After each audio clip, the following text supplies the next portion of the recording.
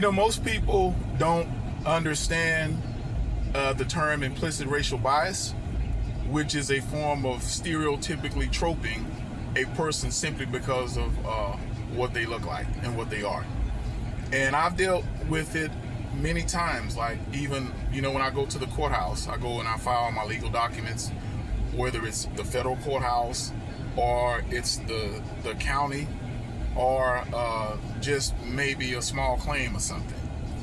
Every single time, except with the exception of just a few, people will come up to me and say, "Hey man, you're pretty tall, guy. Man, you play basketball? You play football?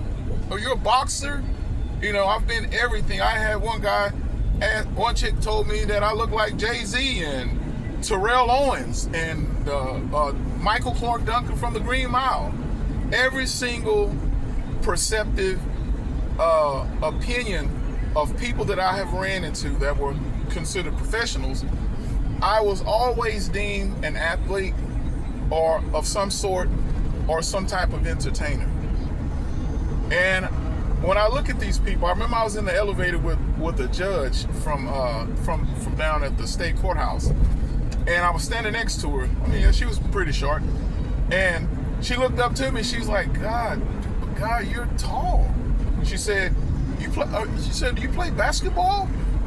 I said, "No, I'm an anthropologist and a paralegal and a civil rights activist, by the way." I said, "No, I don't play sports." "Oh, well, do you like sports?" "Nope." And I told her, and she was shocked because in her mind, she could not conceive or developing any type of perceptive view of me being anything other than an entertainer or an athlete. And she was a judge. And imagine if you're in her courtroom before her on an issue where you're defending yourself or prosecuting a case yourself. In her mind, this is not your role. She's going to always look at me as some type of entertainer or athlete. And I can assure you, in a courtroom with someone like that, they'll be surely mistaken to do that. To stereotype someone kind of creates an opportunity for me to just really let them undermine me, and then I present my case and, flourish.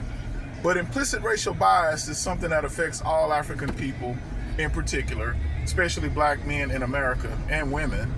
And in their minds, they can't see you anything other than an athlete or an entertainer, which is sad. And it shows you just how the media shapes and mold the image of black people in particular to make us look like this.